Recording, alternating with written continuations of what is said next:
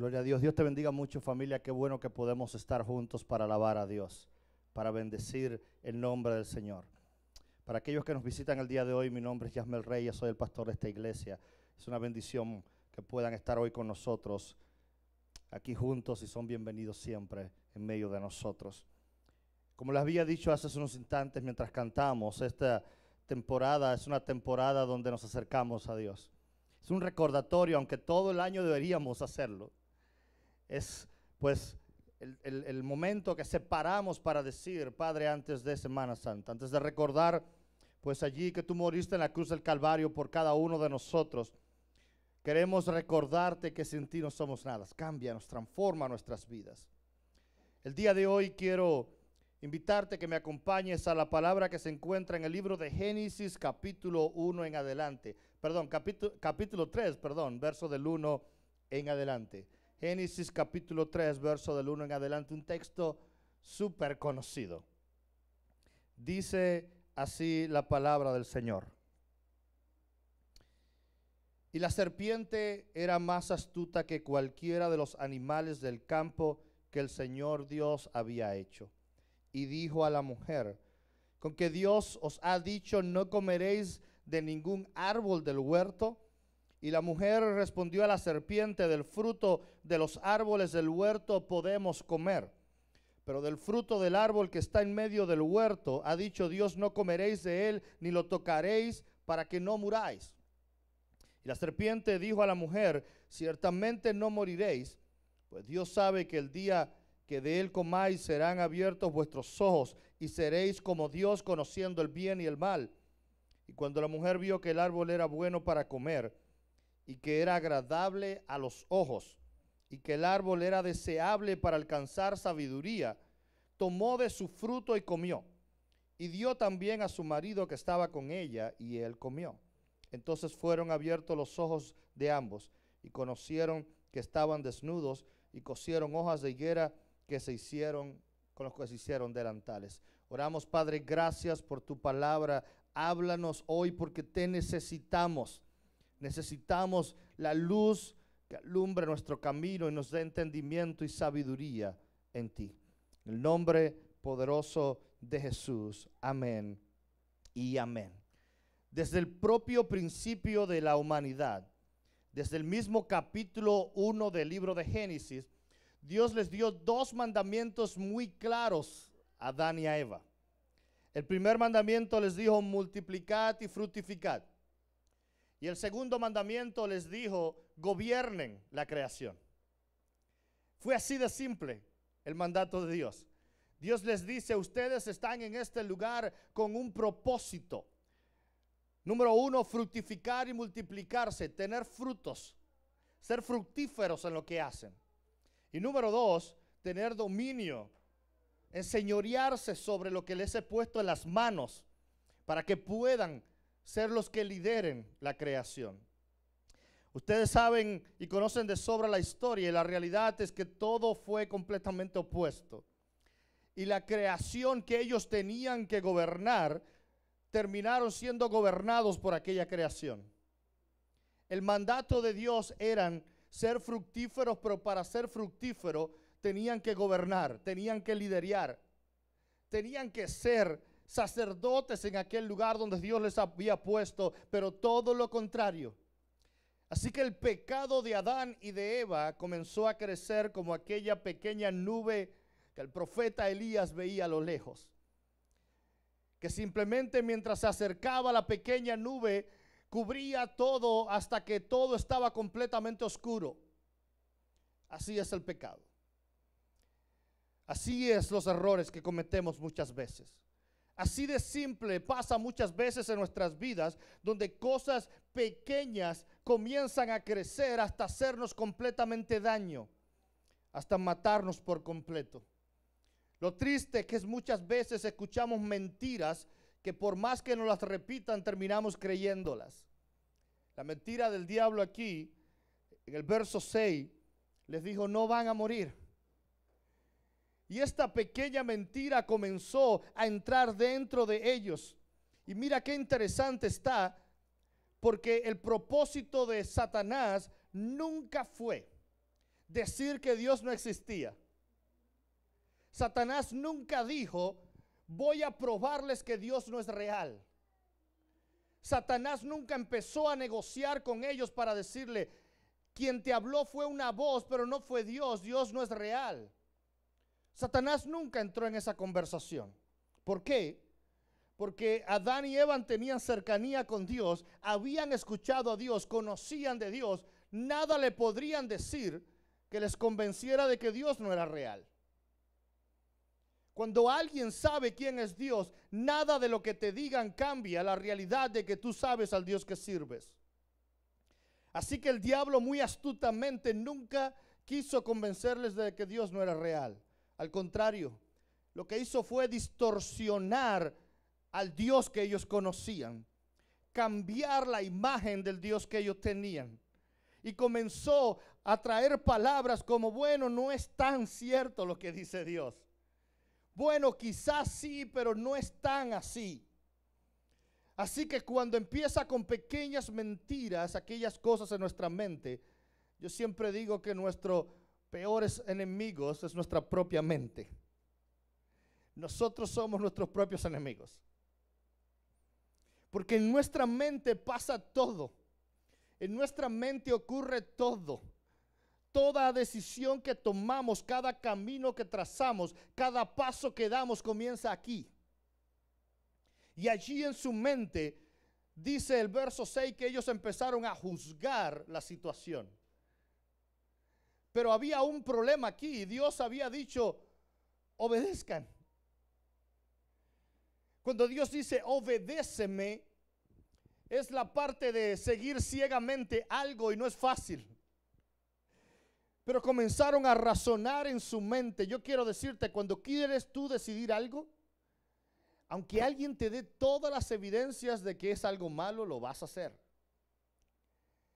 Si tú quieres buscar las razones de por qué deberías hacer algo, vas a encontrar 1000 pretextos. Y la realidad es que aquí, mira cómo fue el proceso. Lo que pasó con Eva es que empezó a negociar lo que no tenía que negociar. Eva empezó a prestarle atención al tentador. Empezó a escuchar lo que le estaban diciendo. Número 2, comenzó a olvidar las misericordias de Dios y las promesas de Dios. Número 3, comenzó a mirar lo que estaba prohibido. Número 4, empezó a desear que Dios no lo hubiera prohibido. Ay, si Dios no lo hubiera dicho que no. Número 5, empezó a dudar de la palabra de Dios. Y número 6, creyó la mentira. Así que el número 7 va a ser la consecuencia de ceder a la tentación. Este es el proceso que tú y yo todos los días enfrentamos. Un proceso a veces de prestar nuestra atención a los lugares equivocados, a las ofertas equivocadas, a los momentos equivocados. Y cuando tú empiezas a perder de vista lo que Dios te ha prometido, tu herencia. Cuando empezamos a perder de vista lo eterno y ponemos nuestra mirada en lo temporal, empezamos a decidir mal. Así que el ser humano comenzó a tener la iniciativa y decir, ¿sabes qué? Yo aquí necesito hacer algo al respecto. Dice el verso 7 que después que cometieron el pecado, empezaron a tomar hojas de higueras y se construyeron allí un traje y se empezaron a vestir en un intento desesperado de tapar su vergüenza. Porque lo que pasa es que muchas veces caemos en malas decisiones. Y la realidad de esta temporada, cuando vamos hacia la cruz, cuando caminamos 40 días, por eso Cuaresma es tan importante, porque son esos 40 días de recordatorio de lo que pasó Jesús en el desierto preparándose al su ministerio. Así que cuando tú y yo nos queremos preparar para la vida, nos queremos preparar para el futuro, para lo que Dios tiene planeado para nosotros, para una vida diferente, necesitamos tiempos de preparación. Necesitamos tiempo donde dejemos de cubrirnos con nuestra propia ropa, con nuestras propias alternativas. Debemos de vestirnos de aquellas cosas que le hacen a los demás creer que yo soy perfecto. El problema de muchas personas cuando vienen a una iglesia es que cuando ven que aquel que está sentado a su lado comete un error, dice, ve que la iglesia no sirve. Porque es que la iglesia es la culpable, porque muchas veces la iglesia se ha vestido de ropas que no eran para ellos y han querido pretender delante del mundo que eran perfectos. Es que mucha gente ha querido demostrarles a otros que somos perfectos y que no cometemos errores. Así que cuando alguien viene y nos ve mi error por debajo, empieza a ver que soy tan imperfecto como él, que estoy tan roto como él. Y esa es la realidad que necesitamos, porque esto es un camino donde todos necesitamos de Dios, quizás en diferentes niveles. Quizás Dios necesita trabajar en tu vida en un área diferente que en la mía, pero Dios necesita trabajar con cada uno de nosotros. Pero desde el principio, Adán y Eva demostraron lo que tiene el hombre en el corazón. Apenas que comete un error, su primera actitud es taparse para que nadie le vea. Es decir, ¿sabes qué? Yo no he hecho nada. Quizás Dios estaba muy ocupado, no se dará cuenta. Pero Cuaresma es este tiempo de decir, Señor, tal y como soy me presento delante de ti. Tal y con mi realidad, tal y con mis defectos, tal y con mis derrotas, yo me presento delante de ti. Sabes, dice la palabra de Dios en Proverbios capítulo 28, verso 13, el que encubre sus pecados no prosperará, mas el que los confiesa y los abandona hallará misericordia. Dice primera de Juan, capítulo 1, verso 9. Y si confesamos nuestros pecados, Él es fiel y justo para perdonarnos los pecados y para limpiarnos de toda maldad. Mira aquí la palabra clave. Él es fiel y es justo para perdonarlos, aun cuando yo no soy fiel y mucho menos justo. Aun cuando soy infiel y soy injusto. ¿Sabes cuántas veces juzgamos a otros y somos muy injustos? ¿Sabes cuántas veces cuestionamos a alguien en un área porque quizás yo sea fuerte en esa área? Pero ¿qué tal cuando alguien me critica a mí en el área en la que yo soy débil? Porque todos tenemos áreas fuertes y débiles. Somos injustos por naturaleza, pero la promesa de Dios es, si lo confesamos, Él es fiel y Él es el justo. Tú sabes lo que me da este verso a mí, me quita la necesidad de cubrirme todo el tiempo. Porque soy injusto, porque no soy Él.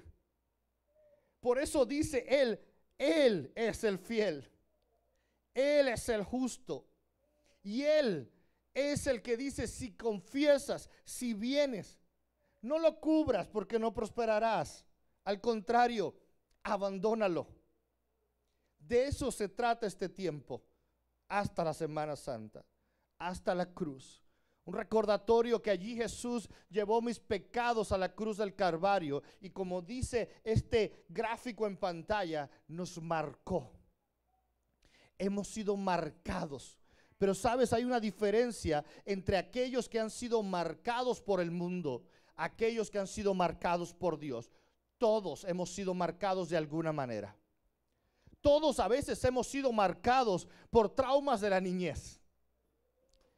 Muchos han sido marcados por problemas del pasado o por alguien de su pasado o incluso de su presente quizás. Muchos han sido marcados en lugares donde quizás nadie los ve. Aquellos que cargan heridas graves en su corazón, problemas familiares, problemas de crianza, problemas en los matrimonios, con los hijos. Todos cargamos marcas diferentes. Todos cargamos heridas diferentes. Todos cargamos cicatrices diferentes. Pero dice la palabra que Dios, el que es justo y el que es fiel, fue capaz de llegar a la cruz del Calvario para quitarme la marca que me había puesto el mundo. ¿Sabes lo que hacían en la antigüedad con los esclavos? Los marcaban con un hierro caliente.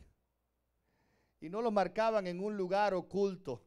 No lo marcaban quizás debajo de la ropa para que pudieran disimular que eran esclavos. No, lo marcaban en su cara. Para que a donde quiera que fueran, la gente les reconociera como un esclavo. Decían, es mi propiedad. ¿Y sabes lo que es caminar cuando tú te miras a un espejo y tú te ves una marca de esclavitud en la cara? A ti se te quitan las ganas de pensar en un futuro. A ti se te quitan las ganas de decir, un día tendré libertad. Cuando te miras al espejo y miras las marcas de esclavitud en la cara, tú dices, ni soñar con libertad. Esta marca es para siempre. La diferencia es que dice Dios que Él vino a la cruz del Calvario para pagar esa marca, para quitar lo que yo veía antes en el espejo y para decirme, ahora yo te marco diferente, ahora yo te marco el corazón, ahora yo te marco por dentro para que seas portador de luz. Qué terrible que muchos aún siguen hoy corriendo y escondiéndose. Hay gente que dice necesito de Dios.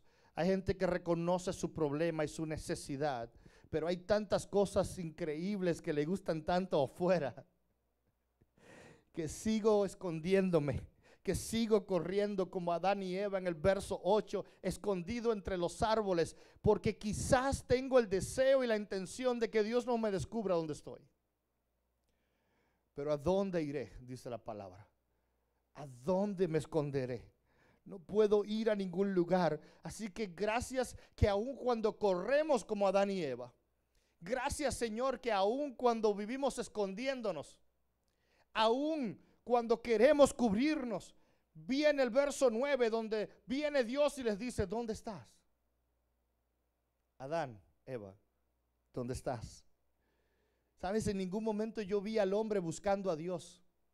Yo nunca me encontré a Adán y Eva buscándola a Dios y diciendo, sabes, me equivoqué. No, porque nuestra primera intención no es decir me equivoqué. Si hay algo duro para el ser humano es decir me equivoqué. Pero gracias que en su misericordia Dios sigue diciendo, ¿dónde estás? No he terminado contigo, ¿dónde estás? ¿Sabes lo que es esa pregunta de parte de Dios? Es una pregunta divina que revela la misericordia y el corazón de Dios para nosotros. ¿Dónde estás? Significa sigo pensando en ti. ¿Dónde estás? Significa no es demasiado tarde. ¿Dónde estás? Revela la compasión del buen pastor, corriendo por aquella oveja perdida. ¿Dónde estás? Es un clamor de esperanza. Cuando otros dicen no tiene solución, Jesús dice, ¿dónde está? ¿Dónde está el necesitado? ¿Dónde está el oprimido? ¿Dónde está el que está roto y quebrantado? Porque yo he venido por él. ¿Dónde está? Porque aquí estoy. Pero para eso se necesita este tipo de tiempo. El tiempo de examinar nuestras propias vidas y decir, ¿qué tipo de camino quiero seguir? Aquellos que quizás conocen esto, pero lo que estudié en la escuela antes de llegar al pastorado fue computación. Me gradué de informática. Y sabes, hay algo interesante con las computadoras. Hay algo muy interesante. Y es que por más poderosas que se crean, que por más avance la tecnología, por más dinero que yo quiera invertir para crear la computadora perfecta, siempre serán vulnerables a los virus. Siempre. Y recuerdo hace muchos años, cuando trabajaba en una empresa, siendo el administrador de las redes, ayúdame Maya, siendo el administrador de las redes, recuerdo haber estado más de 72 horas en mi oficina intentando resolver un gran problema con un gran virus. ¿Sabes el problema que encontré con aquel virus? Es que cuando tú vas a enfrentar un virus, necesitas dos cosas principales. Número uno, necesitas un antivirus lo suficientemente eficaz para ese virus. No todos los antivirus funcionan. necesitas el antivirus, el correcto que puede atacar a ese virus. No todos funcionan. Pero después que encontré el antivirus correcto para mi problema, tuve otro paso que dar, que es el paso difícil. El problema es que mis discos duros de mis servidores eran demasiado grandes. Había miles de información de toda la empresa completa, la compañía entera, toda la información estaba en aquellos discos duros. Y entre mayor sea el disco duro, más escondido se encuentra el virus. Porque es capaz de entrar a lo profundo donde nadie lo ve, a los archivos que nadie visita, esconderse profundo en lugares donde nadie lo va a encontrar. Así que solo hay una forma de solucionar el problema, y es con el antivirus correcto. Comenzar un proceso de búsqueda largo para que identifique cada parte de ese disco duro. Y eso a mí me habla mucho. Cuando lo experimenté y yo esperaba en aquella pantalla que el antivirus funcionara horas y horas y horas, ¿sabes lo que sentí? Frustración. Porque no había mucho que pudiera hacer. ¿Y sabes lo que siento cuando parece que mi vida está siendo explorada? Que hay tantos virus dentro de mí, tantas malas decisiones dentro de mí, y a veces están tan profundo que me causa depresión, que me causa ansiedad, que me causa tantos problemas. Y es frustrante querer cambiar y no poder. Es frustrante intentar hacer algo diferente y no tener la capacidad de hacerlo. Y la mayoría de las veces es porque no tenemos el antivirus correcto. No tenemos la vacuna correcta. Queremos solucionar el problema del pecado con mis manos. Y sabes, si decimos yo soy fuerte en mi mente y yo lo podré lograr. Queremos solucionar los problemas internos míos con cosas terrenales y no funcionan. Solo el que me creó es capaz de lograrlo. Pero sabes, en medio de aquel proceso, cuando yo creía que todo iba a avanzar por fin, encontré otro problema más. Y es que en uno de los servidores todo había ido bien en los demás, pero en el último servidor no avanzaba, no se solucionaba, no había nada, parecía estancado. La búsqueda se frenaba y nada sucedía. Y descubrí que por mucho tiempo el disco duro de aquella computadora, aunque parecía igual a los demás, era diferente, porque aquel disco duro estaba completamente fragmentado. ¿Sabes lo que significa?